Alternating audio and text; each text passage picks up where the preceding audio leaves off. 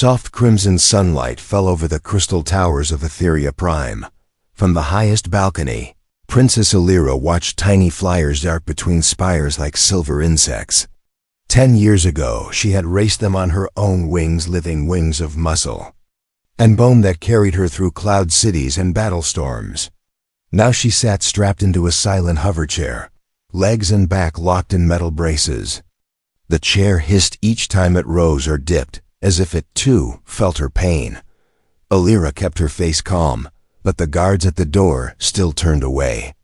No one liked to stare at a fallen star. Etherian culture praised strength. Weakness was hidden. Illyra's accident, an ambush blast that shattered her spine, had made the royal family ashamed. They sent her to high balconies and quiet gardens where few eyes would see. Morning breeze carried the scent of amber flowers. It should have been sweet, yet it stabbed her heart. The flowers bloomed on cliffs she once climbed with bare hands. She tried to squeeze the memory away, but it returned. The crack of the plasma bolt, the burning fall, the white flash inside her skull, and then nothing in her legs. Nothing at all. A soft chime broke the silence. Her wrist console showed a message: Human Engineer Carter responding to medical request. Experimental cyber limb project ready for royal trial. Require live meeting. Illyra's pulse jumped. For 10 years Etherian doctors had tried to heal her, but their gene therapy failed. Metal braces made her look whole, yet she could not feel her toes.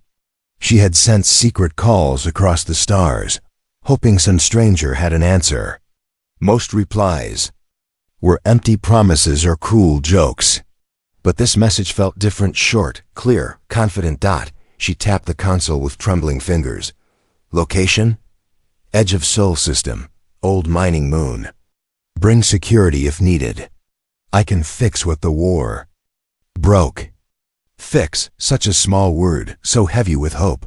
Illyra had little power left in the court, but she could still command her personal ship. She ordered an immediate flight plan. The royal steward protested. Long journeys were dangerous. Pirates hunted lonely yachts, and humans could not be trusted. Illyra only smiled, thin and sharp.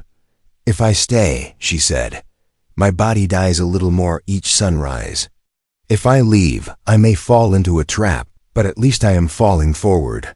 The steward bowed and arranged the launch. 3 days later her star yacht slid from hyperspace above Luna 3, a rock of ash and glass.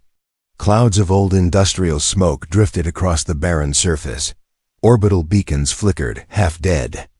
Illyra's escort pilot frowned. No Navy signals, Highness. Only one landing transponder.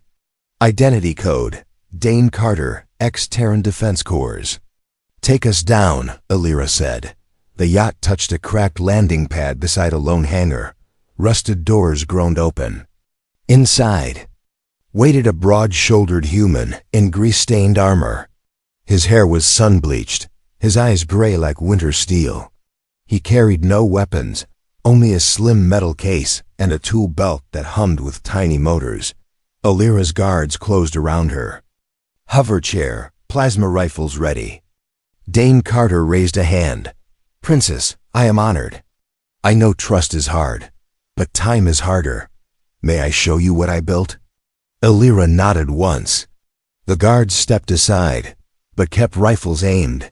Carter knelt by her chair and opened the case. 2 gleaming legs lay inside, sleek, curved, almost alive. The metal shifted colors under the hanger lamps, adapting to light like chameleon skin. Microfibers twitched along the joints, copying real muscle. Tiny ports winked violet. Titanium carbon. Alloy frame, Carter said quietly. Nanofiber tendons. Neural mesh that speaks your language of nerves. They will not just move, you will feel them. Illyra's breath caught. She wanted to reach out, but her hands shook. How long? She whispered. First link, 10 minutes. Full sync, maybe 1 hour. Pain level low. Danger level, he glanced at the armed guards. Depends on who panics first. Illyra chuckled, a dry sound she had forgotten. She looked up at her captain. "Stand down. If this is a weapon, it is aimed at my hope." The guards lowered rifles but kept eyes narrow. Carter rolled a sterile cloth on the floor. With gentle motions he lifted Illyra from the hover chair, laid her on the cloth, and detached her dead legs from the braces. She felt nothing, only the cold air against skin. Carter attached silver cuffs to her thigh stumps, then clicked the new legs into place. They sealed with a soft hum. "Close your eyes," he said. "Tell them to move." Illyra closed them. She thought of walking through palace halls, of dancing above waterfalls. She sent the wish down nerves that had been silent for a decade. A spark flared, not pain sensation. Pressure, weight, warmth. Her toes curled. Her heels pressed against ground. Her eyes flew open. The legs trembled, then steadied. Carter offered a hand, but she pushed it away, palms flat on the floor. Slowly, terribly slowly, she planted one knee under her. Muscles buzzed, joints clicked. New nerves sang. She rose. Dust slipped from her hair as she straightened, taller than the human before her. The guard captain gasped. One rifle clattered to the floor. Illyra took her first step. The ground seemed too near, the air too sharp. She took another, and another, every breath a burst of fire and ice. She reached the silent hover chair, placed a hand on its cold back, and gave it a gentle shove. The chair rolled away into shadow. Useless now. She turned to Dane Carter. "You have given me more than legs. You have given me a war to fight again." Carter smiled, but his eyes held storm clouds. "Then we must hurry," he said. "Because someone powerful paid pirates to stop this meeting. They will land in 1 hour." Outside, distant engines roared like thunder. Illyra's new legs throbbed with life. Broken wings no more. Now she would run, and the galaxy would feel her footsteps. Illyra stood taller now, but the world around her had changed. Every movement with her new legs felt electric, powerful, and dangerous. As she walked through the dark corridors of the old mining outpost, her thoughts raced. She was no longer a forgotten princess in a chair. She was something new, something reborn. But Dane Carter, the human who gave her this gift, was hiding something. He led her deeper into the moon base, past rooms filled with old machines, flickering lights, and shelves of strange tech. His workshop was not just a lab.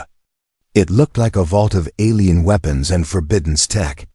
One device looked almost Etherean in design. "Where did you get these?" Illyra asked, her voice calm but sharp. Carter didn't stop walking. Some were left by old enemies. Some were traded. Some I stole. That last word made her pause. "From who?" He turned, face unreadable. "The same empire that shot you down." Illyra's eyes narrowed. She took a step closer, the new legs whispering with soft clicks. "You fought the Etherean military before?" Carter gave a slow nod. "I was sent to observe them 10 years ago. Earth wanted to understand Etherean power. I saw your fall." From orbit, Illyra's heart thudded. "You saw me? You were the only one who tried to protect civilians during the raid," he said. "While others fought, you flew over the battlefield and shielded children. I remembered your wings, and I remembered when they broke." That moment, buried deep in her memory, now felt like a silent scream. "But why help me now?" she asked. "Because Earth turned its back on me too," Carter said.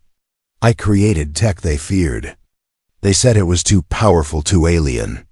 They erased my record, shut me down. You're not the only one who was paralyzed." Illyra looked down at the legs he built for her. Were they human tech, or something more? Carter stepped closer. "They're yours now. But understand this, someone out there doesn't want you to walk, or fight, or rise. And they'll come after both of us." As if to answer his words, the entire building shook. An explosion rocked the upper level.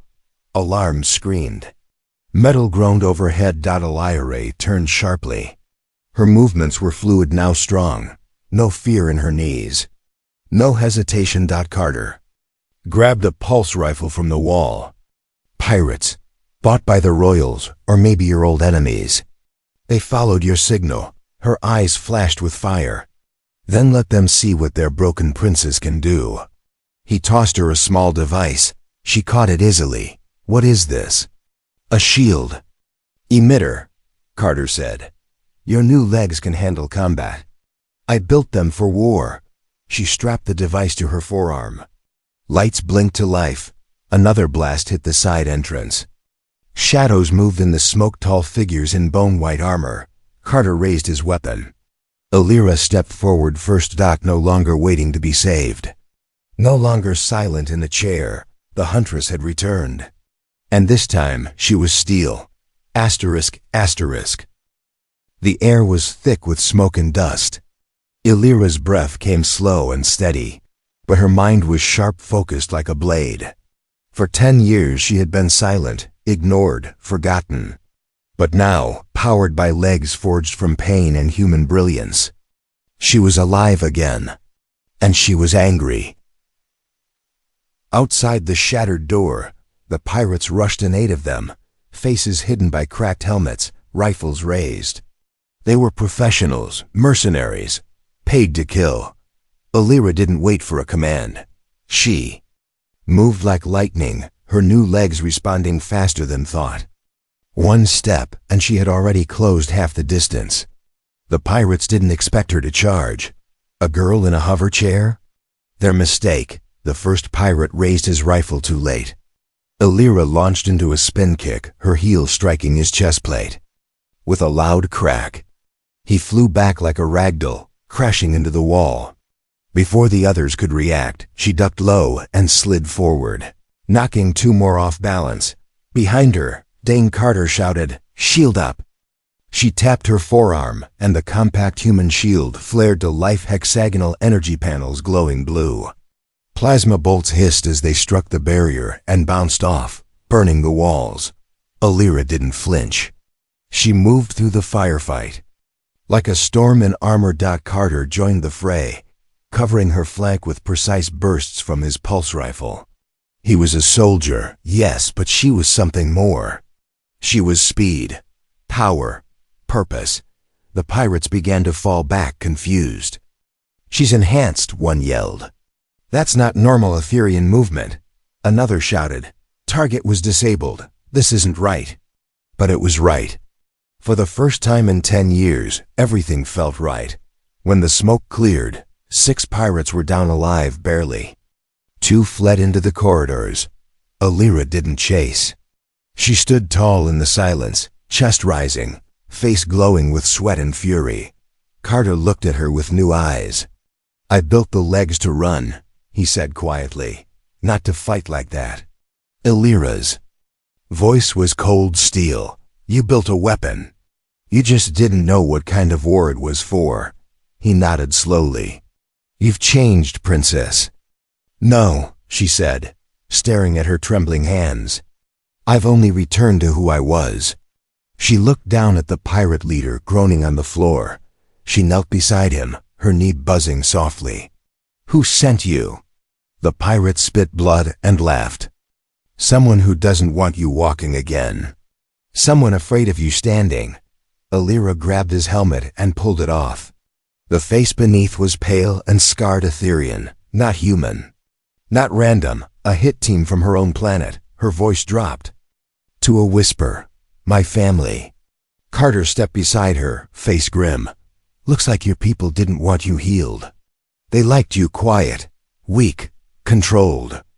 Illyra stared at the fallen pirate, then at her own hands, once gentle, now shaking from adrenaline. "They're not ready for what I've become," she said. Carter smiled. "Then let's make them ready." Illyra turned toward the broken door. "We leave tonight. I'm not just walking back into Etherian space, I'm storming it."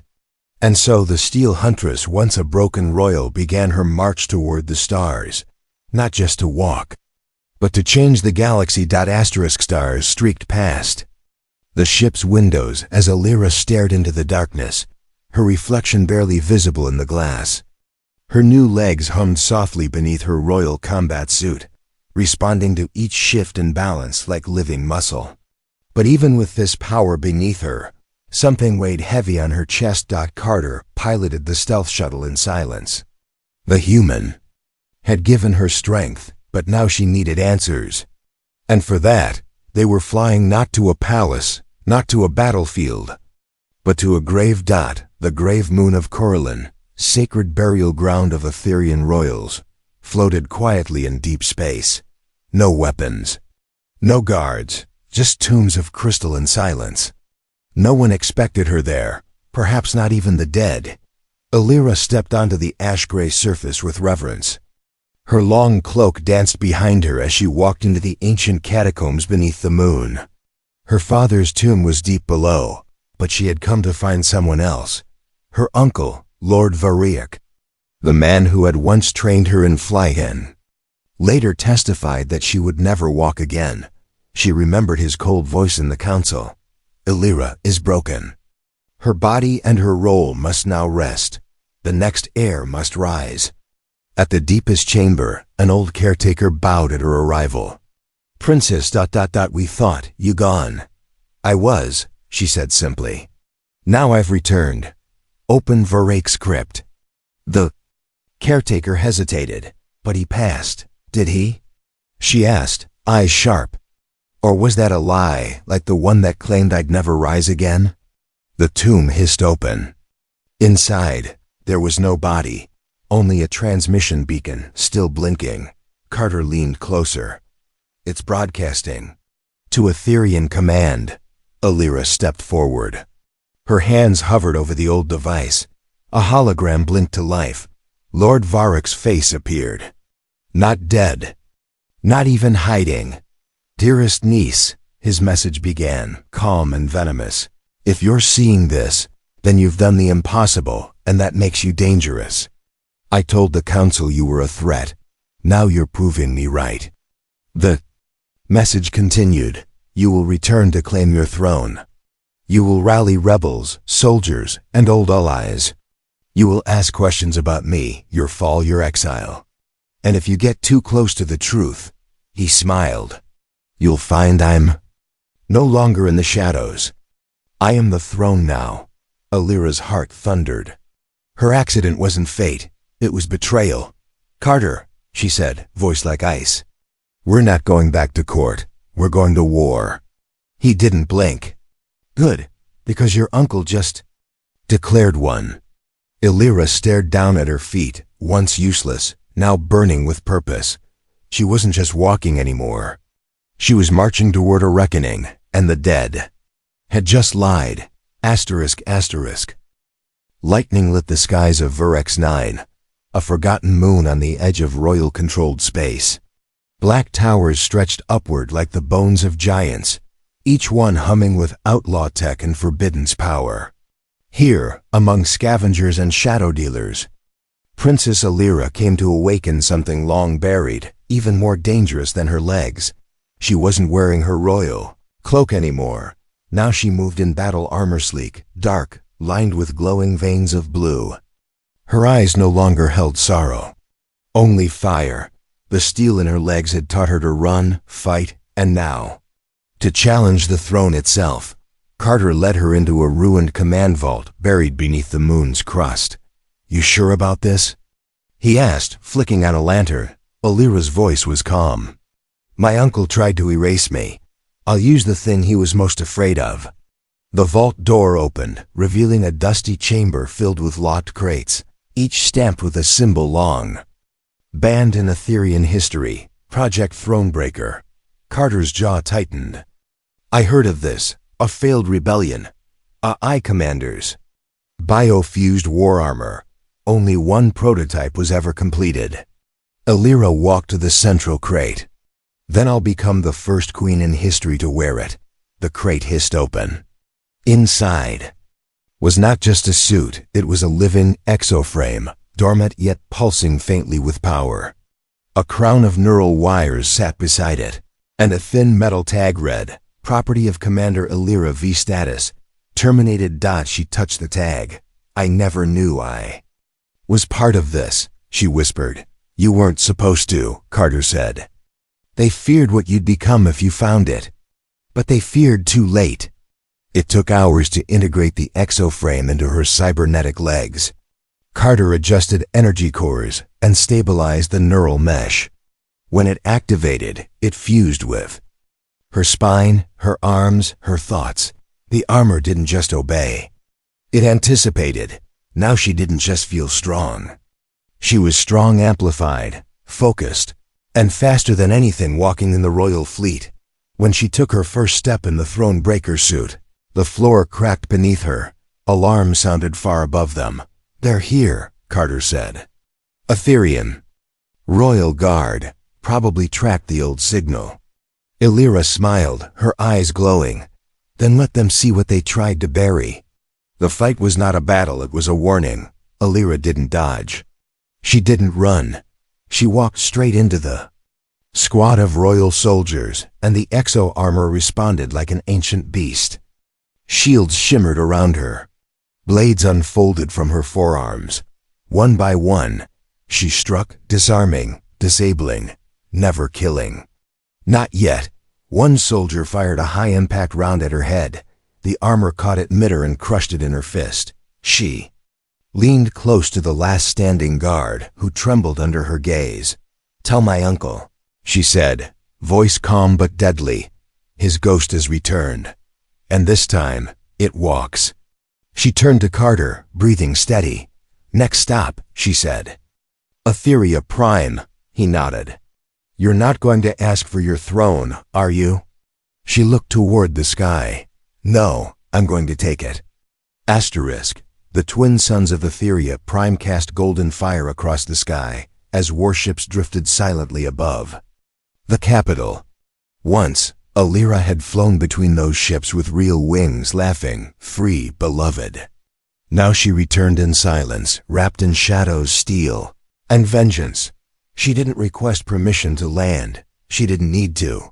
Her stealth carrier broke through the royal defense grid like a ghost, cloaked by tech Carter stole from Earth's most classified programs. Inside, Illyra stood still in the heart of the ship, her new exo-armor glowing with quiet power. It no longer looked like armor. It looked like destiny. A small team waited with her rebels, exiled scientists, even former royal guards who had sworn loyalty not to the crown, but to the woman who rose from a chair and marched back. Carter stood beside her. Once we land, it's not war. It's a message. No, Illyra said. It's judgment. They landed on the palace platform under artificial storm clouds. The skies cracked with thunder unnatural, controlled by the throne's weather. Domes, a show of strength. A warning. She stepped onto the platform alone. High above, Lord Varrock watched from the throne balcony. His smile was thin, but it trembled. He hadn't expected her to return. And certainly not like this. The platform guards raised weapons. She didn't raise hers. She walked calm, steady. Her legs whispered with every step, sending soft ripples of energy across the marble floor. By order of the crown, one guard shouted, "Halt or be vaporized." Illyra kept walking. Last warning. Her only answer was silence. And one raised hand. Suddenly, the entire palace floor beneath the guards shimmered, then collapsed. Carter's viral hack had overridden the palace defense grid. The guards vanished into containment pits, alive but trapped, not dead. Not yet. Varrock's voice rang through the sky from massive speaker columns. You dare approach the royal hall like a warrior? You're broken. You're forgotten. Illyra looked up, locking eyes with him across the sky. You made me broken, she said, voice amplified by her suit. And now you'll see what a broken thing becomes when it rebuilds itself with rage. The sky behind her cracked as more ships uncloaked rebel craft, pirate vessels. Even exiled royal cruisers that the people of Etheria, watching from cities, towers, and screens, saw what the throne had tried to hide. Their princess had returned, not limping, not begging, but marching straight into the storm she was born in. Alira's final words before entering the throne gates echoed across the planet. Your empire is built on silence. I am the scream that buried. And then, the final battle began. ***. The throne room doors groaned open, not from servants or soldiers, but from the force of Alira's own hands. Steel fingers gripped the ancient royal handles and ripped them apart. Cracks echoed through the marble halls as shattered pieces of gold-inlaid wood crashed to the floor. Every noble watching the live feed froze. Every citizen on the streets held their breath. And Lord Varrock stood alone before the throne he had stolen. He wore ceremonial armor, grand and polished, but there was fear in his eyes. For before him stood not the broken niece he once betrayed, but a war-born legend clad in living steel. "Alira," he said, raising his staff, "you were meant to fade. A crippled girl of forgotten blood, you had no future." She stepped into the room, armor glowing like fire beneath her skin. Then I made one. With every step she took, the throne room lights flickered. The exoframe drew power from the palace grid itself, hacking, corrupting, claiming it like roots devouring a tree. "You do not belong here," Varrock shouted. "You abandoned your people. You paralyzed your people," she hissed. "You silenced their hope. You turned our empire into a prison with a crown at the top. Today, I break the lock." Varrock charged, staff spinning, voice cracking spells and commands once reserved only for rulers.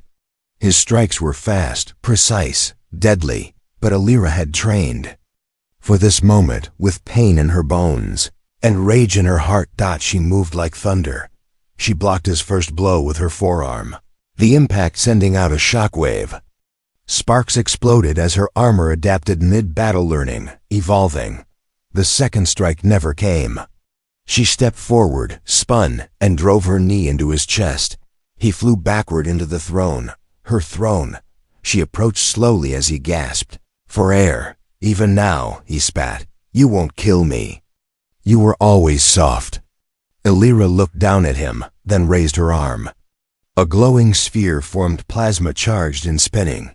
But instead of firing, she crushed it in her hand. "I'm not here to kill you," she said. "I'm here to replace you."